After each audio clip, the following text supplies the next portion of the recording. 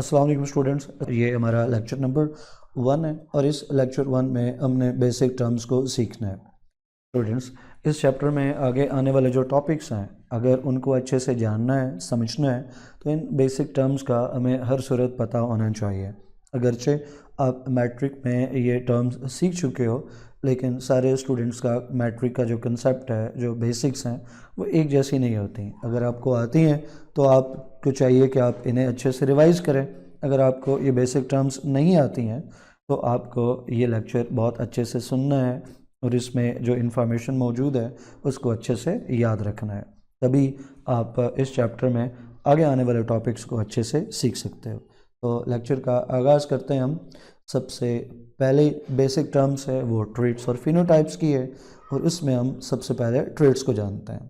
Students, कोई भी organism हो, जैसे ह्यूमंस, तो उसमें कुछ ना कुछ खुसूसियात होती हैं। जैसे हमारा IQ है, हमारा आई कलर है, हमारी हाइट है, हमारे बालों का कलर है। हर ऑर्गेनिज्म के पास कोई ना कोई खुसूसियात, करैक्टर्स लाजमी होते हैं। तो किसी ऑर्गेनिज्म में जो करैक्टर्स मौजूद हैं, उस ऑर्गेनिज्म के वो करैक्टर्स उस ऑर्गेनिज्म की ट्रेट्स कहलाते हैं। अगर आप पी प्लांट की मिसाल ले लें तो पी प्लांट में सीड है, उस सीड की शेप एक उसकी ट्रेट होगी, सीड का कलर एक और ट्रेट होगी, सीड जो पी प्लांट है, पी प्लांट की जो हाइट है वो एक और ट्रेट होगी। इसी तरह पी प्लांट पर जो फ्लावर है, उस फ्लावर की पोजीशन वो एक और ट्रेट होगी। उस पी प्लांट के अंदर जो पॉड है, फली है, उसकी शेप कैसी रहती है, वो एक और ट्रेट होगी। तो हर ऑर्गेनिज्म के पास कोई ना कोई करैक्टर्स लाजमी मौजूद हैं और किसी ऑर्गेनिज्म की जो खुसूसियात हैं, करैक्टर्स हैं, वो उसकी ट्रेट्स कहलाती हैं। बात करें स्टूडेंट्स फिनोटाइप्स की, तो एक ऑर्गेनिज्म के पास जो करैक्टर्स मौजूद हैं, उन करैक्टर्स की कोई ना कोई लाजमी फ़िज़िकल अपीयरेंस मौजूद होती है। वो कुछ ना कुछ तो नज़र आता है ना। हाइट है तो हाइट की कोई वैल्यू होगी। बॉडी की अगर आप अपीयरेंस की बात करें, बॉडी कलर, तो उसको आप कोई वैल्यू तो दोगे ना। बॉडी कलर कौन सा है, उसमें पिगमेंट कितना मौजूद है। हेयर है तो हेयर स्ट्रेट है या करली है, कोई ना कोई बात तो आप करोगे। तो ठीक है कि ऑर्गेनिज्म के पास फिजिकल करैक्टर्स मौजूद हैं, करैक्टर्स मौजूद हैं, बट उन करैक्टर्स की जो स्पेसिफिक अपीयरेंस है, जो स्पेसिफिक वैल्यू है, वो कहलाती है स्टूडेंट्स फिनोटाइप। मिसाल के तौर पे पी प्लांट में हमने बात की, पी प्लांट के अंदर सीड शेप मौजूद है। अब सीड शेप तो होगी ट्रेट, एक कैरेक्टर, बट इस सीड शेप की कोई ना कोई वैल्यू तो होगी ना। सीड शेप के लिए हम कोई तो बोलेंगे कि वो राउंड है या रिंकल है। तो जब हम सीड शेप कह रहे हैं तो ये ट्रेट है, लेकिन जब हम आगे स्पेसिफिक नाम लेंगे कि सीड शेप जो है वो राउंड है, तो ये क्या हो जाएगी कि एक ट्रेट की स्पेसिफिक फिजिकल अपीयरेंस हो जाएगी और ये बन जाएगा फिनोटाइप। इस तरह सीड शेप अगर रिंकल है तो एक और स्पेसिफिक फिनोटाइप है। कलर में बात करें तो पी प्लांट के अंदर जो सीड है, उसके कलर्स के अंदर भी दो वैल्यूज़ हैं। अगर सीड का कलर येलो है तो ये एक फिजिकल अपीयरेंस हो गई, ये एक फिनोटाइप हो गया। और अगर सीड का कलर ग्रीन है तो एक दूसरी फिजिकल अपीयरेंस होगी, एक दूसरा फिनोटाइप हो गया। तो जब तक आप कह रहे हो सीड कलर, तो ये है ट्रेट, करैक्टर। जब आप उस सीड कलर के अंदर एक स्पेसिफिक नाम ले रहे हो कि फलां वाला कलर है, तो ये क्या बन गया है, एक स्पेसिफिक अपीयरेंस बन गई है करैक्टर की, जिसको आप फिनोटाइप का नाम देते हो। इस तरह हाइट की बात करो तो पी प्लांट जो है वो या तो टॉल होगा या शॉर्ट होगा। तो ये पी प्लांट में हाइट एक ट्रेट है और उसके दो स्पेसिफिक फिनोटाइप्स, वो टॉल हो सकता है, शॉर्ट हो सकता है। तो किसी भी करैक्टर की जो स्पेसिफिक फिजिकल अपीयरेंस है वो उसके फिनोटाइप्स कहलाते हैं। स्टूडेंट्स, ट्रेट्स और फिनोटाइप्स को जान लेने के बाद अब हम जीन्स की बात करेंगे। अब जीन्स के ऊपर टेक्निकल लैंग्वेज में बात करें तो इसको समझना काफ़ी कम्प्लेक्स है। मसलन हम इसको देखें, जीन्स जो हैं वो DNA के सेगमेंट्स हैं, DNA के पोर्शंस हैं जिनमें न्यूक्लियोटाइड की सीक्वेंस है, प्रोटीन सिंथेसिस होती है, फिर जीन के स्ट्रक्चर की तरफ चले जाते हैं। तो वो हमारा नेक्स्ट चैप्टर है, चैप्टर नंबर 23, उसमें ऐसी बातें करेंगे। यहाँ पे हम जीन्स से मुतल्लिक इतना ही जानेंगे जितना चैप्टर 22 को समझने के लिए ज़रूरी है, जितना यहाँ इनहेरिटेंस को जानने के लिए हमें जीन्स पे नॉलेज चाहिए। उस हिसाब से जीन्स को डिफ़ाइन करें तो genes are the units of inheritance. इस बात का मतलब कुछ यूँ बनता है स्टूडेंट्स के जो ट्रेड्स हैं किसी ऑर्गेनिज्म की, उन ट्रेड्स के पीछे जीन्स होती हैं। Traits are controlled by genes. वालदैन से बच्चों की तरफ जीन्स पास ऑन करती हैं, जीन्स वालदैन से बच्चों में ट्रांसफ़र होती हैं, और जीन्स चूँकि ट्रेड्स कंट्रोल कर रही हैं, लिहाजा इसका मतलब ये है कि जीन्स वालदैन से बच्चों में जा रही हैं तो ट्रेड्स वालदैन से बच्चों में ट्रांसफ़र हो रही हैं। तो ट्रेड्स के ट्रांसफ़र होने को हम इनहेरिटेंस कहते हैं। अगर जीन्स पेरेंट्स से ऑफस्प्रिंग में ना जाएं तो ट्रेड्स भी नहीं जाएंगी। तो ट्रेड्स पास होने की वजह जीन्स का पास ऑन होना है, लिहाजा जो जीन्स हैं these are the units of inheritance, और ट्रेड्स जो हैं उनके पीछे जो कंट्रोल फैक्टर है वो वही जीन्स हैं। अगर जीन्स के अंदर तब्दीली आ गई तो ट्रेड्स के अंदर तब्दीली आ जाएगी। अगर आप जीन्स की लोकेशन की बात करें तो दो लेवल्स पे आप बात कर सकते हो। अगर आप तो जेनेटिक्स के अंदर जाके बात करो बेसिक लेवल पे, तो फिर आप कहोगे कि जीन्स जो हैं वो डीएनए के सेगमेंट्स हैं, टुकड़े हैं जिनके ऊपर प्रोटीन सिंथेसिस का कोड होता है। लेकिन इनहेरिटेंस के लिए हम रेफ़र करेंगे क्रोमोसोम्स को। हम कहेंगे जी कि जीन्स जो हैं वो क्रोमोसोम पे लाई करती हैं, क्रोमोसोम पे एग्जिस्ट करती हैं, और ये वही बात है, कुछ अलग नहीं है। क्रोमोसोम में डीएनए ही तो होता है, डीएनए और साथ प्रोटीन्स मौजूद हैं जिसको हम कलेक्टिवली क्रोमोसोम का नाम देते हैं। नेक्स्ट चैप्टर में ये जो एडवांस कंसेप्ट है जीन्स का वो भी रेफ़र होगा, लेकिन यहाँ पे हम इतनी ही बात करेंगे कि जीन्स जो हैं वो क्रोमोसोम के ऊपर एग्जिस्ट करते हैं। एक क्रोमोसोम को अगर हम स्टूडेंट्स रिप्रेजेंट करें सिंगल क्रोमेटिड के साथ, तो क्रोमोसोम पे जीन कहीं ना कहीं मौजूद होगी ना। क्रोमोसोम यहाँ से शुरू होकर यहाँ तक नीचे तक आ रहा है, तो क्रोमोसोम की जो जितनी साइज़ बनता है, जितनी लेंथ बनती है, जिसमें एक क्रोमोसोम के ऊपर बहुत सारी जीन्स मौजूद हैं, तो एक जीन जो है वो कहीं ना कहीं तो मौजूद होगी। एक जीन यहाँ पे मौजूद है, तो ये जो लोकेशन बनती है क्रोमोसोम पे जीन की, ये उस जीन का लूकस कहलाएगी। तो जीन ए का लूकस यहाँ पे मौजूद है। नीचे चले जाएं, यहाँ आप एम कहलाए, जीन एम मौजूद है, तो ये लोकेशन जीन एम का लूकस कहलाएगी। नीचे चले जाएं, आप कहते हैं यहाँ एक जीन जी मौजूद है, तो ये लोकेशन जीन जी का लूकस कहलाएगी। तो एक क्रोमोसोम के ऊपर बहुत सारी जीन्स मौजूद होती हैं, और किसी भी क्रोमोसोम पे किसी भी जीन की जो स्पेसिफिक लोकेशन है वो उस जीन का लूकस कहलाएगी। अब जीन्स को हम इंग्लिश लेटर से या लेटर्स के कम्बिनेशन से या लेटर्स के साथ जो है वो नंबर्स को लगाते हुए रिप्रेजेंट करते हैं। यहाँ पे हम सिर्फ बेसिक रखेंगे कि इंग्लिश अल्फ़ाबेट से रिप्रेजेंट कर रहे हैं, like gene A, gene B, gene G, लेकिन एक्चुअल में इन लेटर्स के साथ, इन अल्फ़ाबेट्स के साथ आप देखते हो कि बाज़ औक़ात नंबर्स भी आपको दिखने को मिलते हैं। एनीवेज़, इस चैप्टर में कम से कम बेसिक्स लेवल पे, इंटर लेवल पे हम इसको यही देखेंगे कि जीन्स को इंग्लिश लेटर से रिप्रेजेंट करते हैं। तो कोई भी जीन है, gene A, gene B, gene C होगी। अगर किसी डिप्लॉयड ऑर्गेनिज्म में बात करें, डिप्लॉयड ऑर्गेनिज्म कौन से होते हैं? डिप्लॉयड ऑर्गेनिज्म वो होते हैं जिनमें बेटा 2 सेट ऑफ क्रोमोसोम मौजूद हों, जो 2n हो। मिसाल के तौर पे सेल के अंदर क्रोमोसोम 1 मौजूद है तो एक और क्रोमोसोम 1 होगा, क्रोमोसोम 2 है तो एक और क्रोमोसोम 2 होगा, क्रोमोसोम 3 है तो एक और क्रोमोसोम 3 मौजूद होगा। ऐसे चलते चलते क्रोमोसोम 23 और क्रोमोसोम 23। अब देखो कि हर क्रोमोसोम जो है वो जोड़े के अंदर मौजूद है, पेयर में मौजूद है। अगर ऐसा कोई सेल है तो डिप्लॉयड सेल कहलाता है। क्यों? इसमें क्रोमोसोम के 2 सेट मौजूद हैं, और ऐसे ऑर्गेनिज्म को हम डिप्लॉयड ऑर्गेनिज्म का नाम देते हैं। तो एक डिप्लॉयड ऑर्गेनिज्म के अंदर जो जीन्स हैं वो पेयर्स में होंगी। लाइक क्रोमोसोम 1 मौजूद है, इसके ऊपर जीन ए एग्जिस्ट करती है, तो क्रोमोसोम 1 की एक और कॉपी भी तो है ना, उसके ऊपर भी जीन ए जो है वो एग्जिस्ट करेगी। तो हम क्या बोलेंगे? डिप्लॉयड सेल में, डिप्लॉयड ऑर्गेनिज्म में जीन ए की कितनी कॉपीज़ हो गई? 2। लिहाजा एक डिप्लॉयड ऑर्गेनिज्म के अंदर जीन्स जो हैं वो पेयर्स में होती हैं, जीन ए का पेयर, जीन बी का पेयर, जीन सी का पेयर, एंड सो ऑन। अब यहाँ पे एक इम्पॉर्टेंट कंसेप्ट आपको सीखने को मिलने जा रहा है। ठीक है, एक डिप्लॉयड सेल के अंदर, डिप्लॉयड ऑर्गेनिज्म के अंदर क्रोमोसोम 1 जो है उसकी 2 कॉपीज़ मौजूद हैं, जिसकी वजह से जीन ए की 2 कॉपीज़ मौजूद हैं। लेकिन एक सेल में क्या जीन ए की जो 2 कॉपीज़ मौजूद हैं, एक पेयर है, ये 2 कॉपीज़ हमेशा एक जैसी होंगी या डिफरेंट भी हो सकती हैं? तो इसका जवाब ये है कि ये एक ही सेल के अंदर जीन्स की जो 2 कॉपीज़ हैं ये सेम भी हो सकती हैं और इनके अंदर डिफरेंसेस भी हो सकते हैं। तो एक जीन की मल्टीपल फॉर्म्स एग्जिस्ट कर सकती हैं। जीन ए जो है वो 1, 2, 3, 4, 5 इससे भी ज़्यादा फार्म्स के अंदर एग्जिस्ट कर सकती है।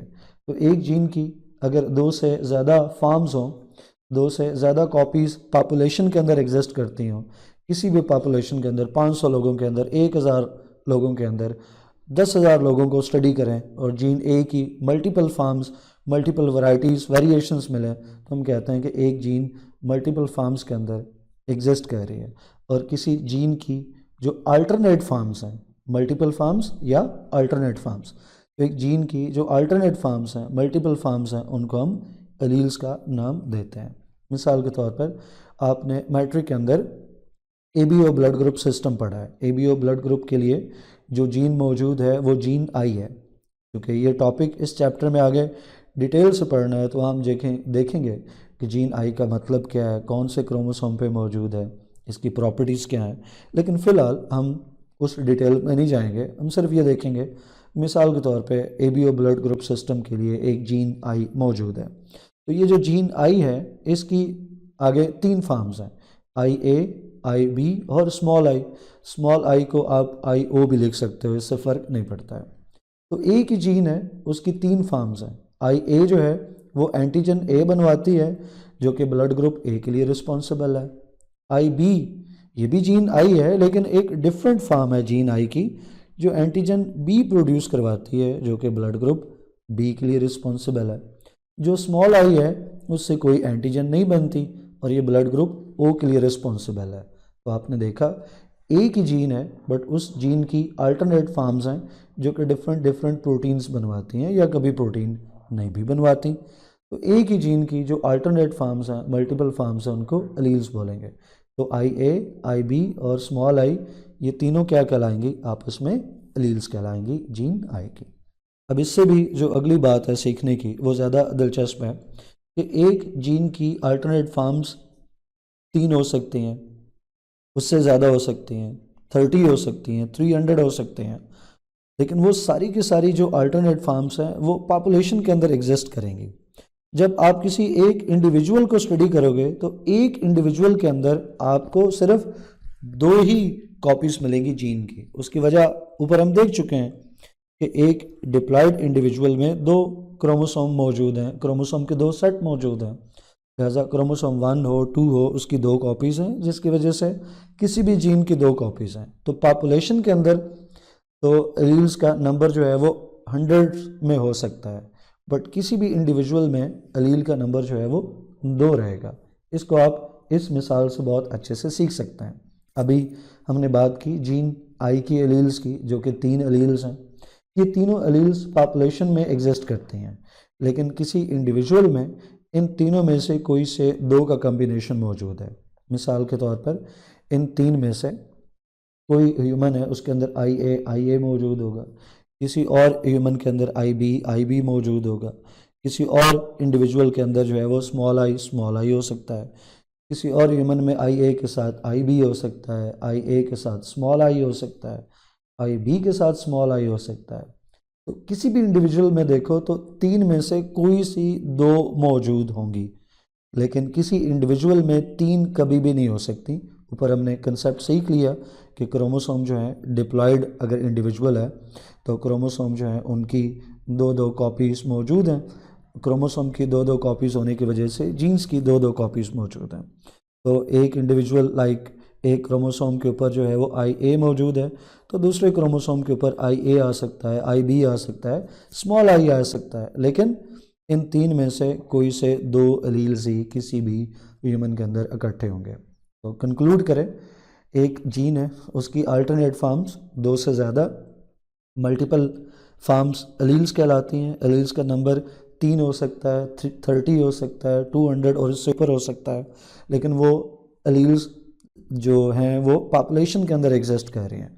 वो जो पॉपुलेशन के अंदर बहुत ज़्यादा एलील्स एग्जिस्ट कर रही हैं, इंडिविजुअल में उन बहुत ज़्यादा एलील्स में से कोई सी 2 एलील्स एग्जिस्ट करेंगी, जैसा कि हमने इस एग्जांपल में देखा। बात आगे बढ़ाते हैं और जीनोटाइप के टर्म जो है वो सीखते हैं। स्टूडेंट्स, आपने देखा कि ट्रेट्स के पीछे जीन्स होती हैं, तो किसी भी फिनोटाइप के पीछे एक जीनोटाइप एग्जिस्ट करता है। किसी भी ट्रेट के पीछे, किसी भी ट्रेट के फिनोटाइप के पीछे कोई ना कोई एलील कम्बिनेशन मौजूद होगा, कोई ना कोई जीन कम्बिनेशन मौजूद होगा।